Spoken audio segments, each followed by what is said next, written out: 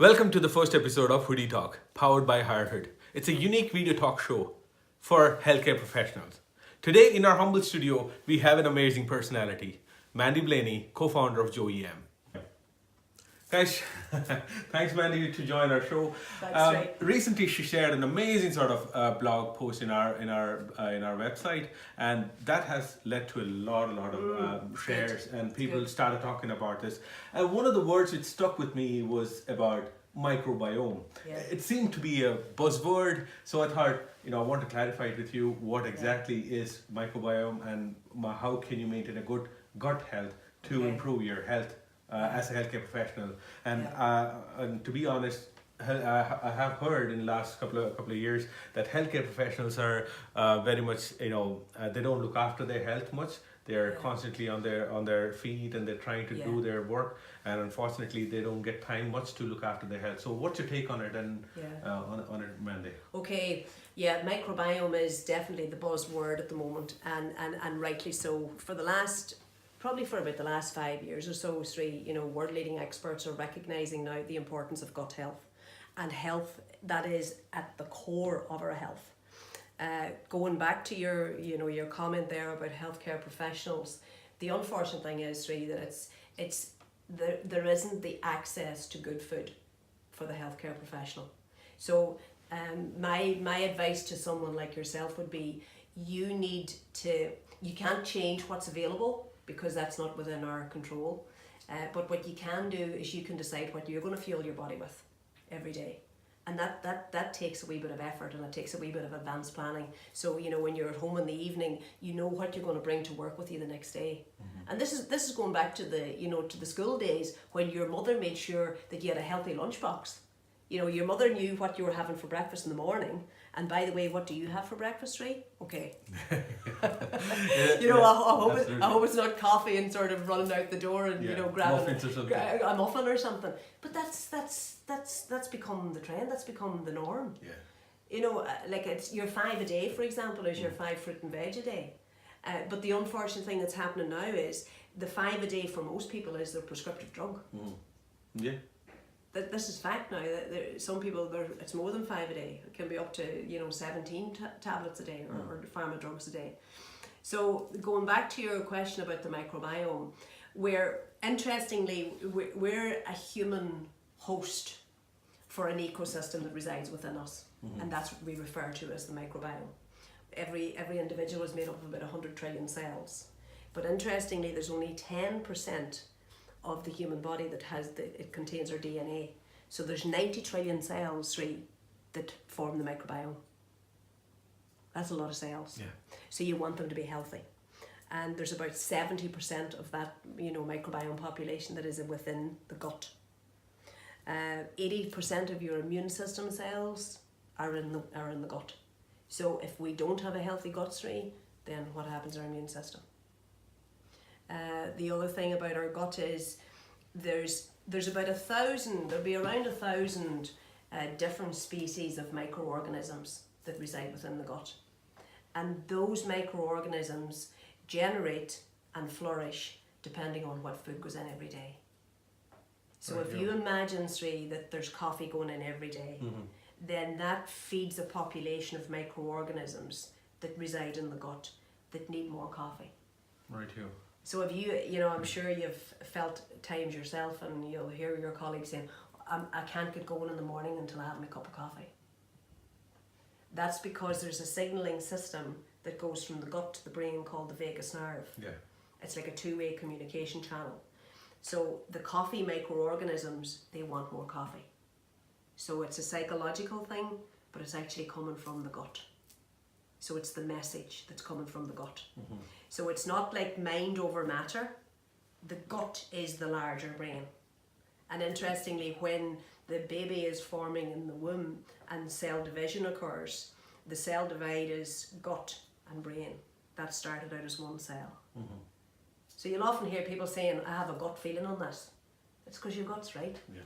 Yeah. If you were to look at the gut and the brain, and you had two sort of pictures side by side, or two images, they're almost the same in their makeup.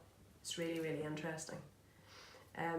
The other thing about the microbiome is it's through the wall of the small intestine that nutrients pass into the bloodstream, and then it's transported through the cardiovascular system. So that's, if we don't have the right fuel going through the gut every day, then where's our energy coming from? Absolutely, yeah. Because that's the fuel that gets into the bloodstream, the nutrients that then goes around to every one of the body's 100 trillion cells. But we don't think about this. No, certainly You know, not. we're just going because we're busy. We're dealing with our family life. We're dealing with our home life. We have to get to work. We have to drive in the traffic, and we're just like human doings. But we're not human doings. We're human beings, and the being or the body needs to be looked after. It needs to be fueled properly every day, and it's not the thing of, oh well, I'll have a good dinner when I go home in the evening. Hello. You know, we start our morning on a cup of coffee, and we keep going all day until lunchtime. And I've often heard people say, oh, you know, by lunchtime I'm falling on my feet. And very often people aren't hydrating. They're not drinking enough water either. We're 70% water. We should have a water intake constantly. We've got to keep the filtering systems going. We've got to flush the body. So it's but the microbiome suite, oh my goodness, I could do in fact I have done seminars, and I've done a lot of, you know, conferences, and, you know, been speaking, you know, a keynote speaker on the subject of the microbiome. But basically the message that I would like to sort of, for you to take away from this today, and for your peers to take away from this today, is your health starts in your gut. If you don't have gut health right, then there's other body systems that are going to start to, you know, be negatively impacted because your gut health's not right. So it's what you feed and fuel your body with every single day. And because that's where our nutrient assimilation is occurring, through the wall of the small intestine, if we haven't got the right fuel going in, then how can the right fuel come out? I'm just saying, you just shared a few minutes ago regarding an example when you went to hospital. You seen one of the consultant kind of. Oh, would you share with our viewers? This is a guy that I know in the local hospital in Donegal, and I was walking through. I was going to visit a friend, and he was on his mid-morning break, and this guy was in theatre all day. And he was in his mid-morning break, and he was going to the vending machine, and he was getting a bottle of fizzy drink and a packet of crisps and a sweet bar, a chocolate bar. Wow. And he caught me walking along, and our eyes sort of, you know, we sort of looked at each other, and my look must have said it all, because he went, oh, and I said, I hope that's not your mid-morning nutrition. Yeah. And it was like a blinding flash of the obvious to him, because it was a daily practice. But all of a sudden, it's like when you go into a shoe shop to buy shoes, you're conscious of all the shoes that are around you. You're looking at other people's feet to see what kind of shoes they have on. That's what he felt when he was in my company, because he thought, I should be eating something more nutritious. But he had no access to anything. Absolutely, yeah. You know, what does the canteen have on offer? It's coffee and sandwiches and cakes and, you know, and sometimes convenience foods, because that's you know, they're within the confines of what's available from the kitchens, and the kitchens have to make what's practical and what can go out to the masses of the staff and the patients in the hospitals. You know, when I was in Switzerland some years ago, I was doing a bit of market research, or a bit of field research, if you like, to see what happens in different countries, and, you know, what protocols are there in health management and disease, and it's health management versus disease management. Yeah. Let's be straight about it. But in Switzerland, the canteen in the hospital in Switzerland, I could not get over the food that was available. Highly nutrition, you know, really nutrient dense foods, salads, superfoods, things that you would only see in like a health shop or a health, you know, a foodie restaurant here in Ireland. But these are the types of foods that the body needs to be fueled with every day. You know, fresh, whole, raw. The World Health Organization 3 did a study quite a few years back on a population of people that live in Okinawa in Japan.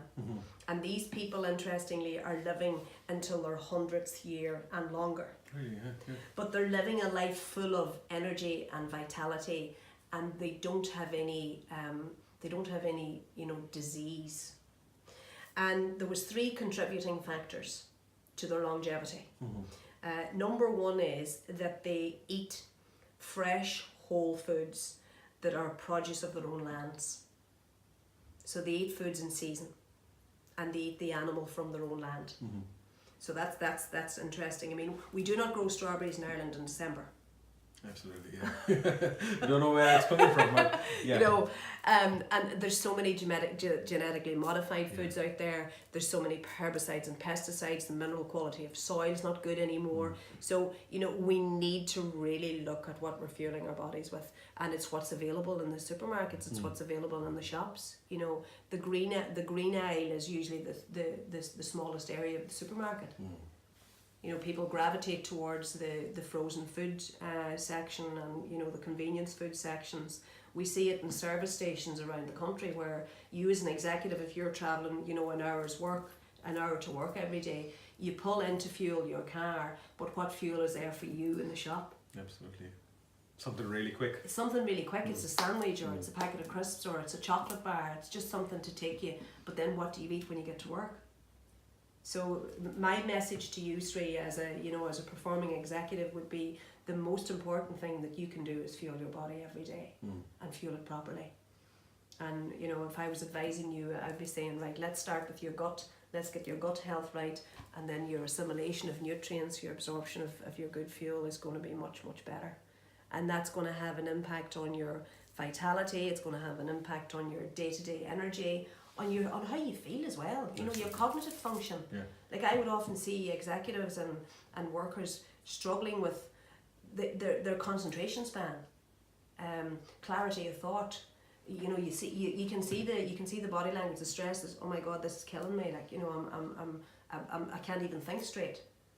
And we're just caught up in that. We're just caught up in that busy world, but we're not taking time to come back and sit and nourish and have a meal. And sit down and be mindful of the fact I am fueling and feeding my human body so that I can continue to live a healthy, you know, happy life every day. And Mandy, what's the, you know, everybody talks about the importance of exercises and, you know, incorporating yoga or any sort of exercises into the daily routine. Yeah. And as a nutritionist, how do you reckon it's actually it'll be helpful for a healthcare professional? As you know, most of the nurses or doctors who are actually in our channel, they all are working on a very long shift. They might be doing 12 hours or more shifts. So these kind of they don't get much time to actually spend on active exercises or doing proper meditation or yoga in conjunction with what they eat. So do you think that performing a proper sort of exercise regime will boost up their immunity and their health? Oh, absolutely. Exercise is very important. And interestingly, in the working day, even at lunchtime, if it's only a 10-minute walk from their place of work, 10-minute walk out and 10 back, so a 20-minute walk, you know, because that helps.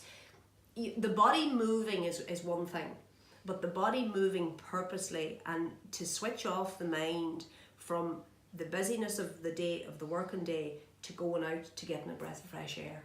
Now, it may not be practical in city hospitals and stuff like that, and if it's not, then I would be strongly suggesting a practice of at least 2 to 3 times a week taking time out for a walk in the fresh air, to go to the local pool and have a swim, to get into the practice of having a morning yoga session. I mean, you can do a morning yoga or Pilates session at home. It's just, there's YouTube videos out there, you know, it's just connecting with self in the morning and thinking, right, okay, this is how my body's going to perform now for the day. So taking time to reflect before you get into the mad rush of the busy day. Yeah. Just there's a saying that the busy person, for anybody, a 20-minute workout session is good. Whether it's yoga, whether it's high aerobic exercise, whether it's, you know, going out for a quick run in the morning or whatever is good. But if you're really, really busy, then you need to do more. and that's kind of hard to grasp, because you think, well, I haven't got time. Yeah. But interestingly, we all have 24 hours a day. But it's just saying, right, okay, the most important time that you can put in your diary, Sweenair, is your time. You don't slot in your time. Absolutely. And your time is for you to eat your meals. Your time is for you to have your 20-minute to 40-minute exercise time. Whether it's aerobic or Pilates or yoga, it's entirely up to yourself. But that's where you can just switch off from your day-to-day working, from the day-to-day stress and just have time for you. Because it's the only place you can live is the body that you're working with every day. But it's not. We don't think about this. Absolutely. I mean, most of the healthcare professionals, we don't think much about ourselves. No. And one thing I want to share to our viewers is basically the importance of your health. The more healthy you are, the more health you can deliver to other people as well. Yeah. So that's what you have to understand. So thanks again, Mandy, for you're being on welcome, our show. Sri. You can follow our content on Facebook, YouTube, and Twitter. As well as, guys, if you like this video, please share and subscribe to our channel. Also, visit our website, hirehood.com, neighborhood for professionals. Thank you very much. See you with another video. Bye.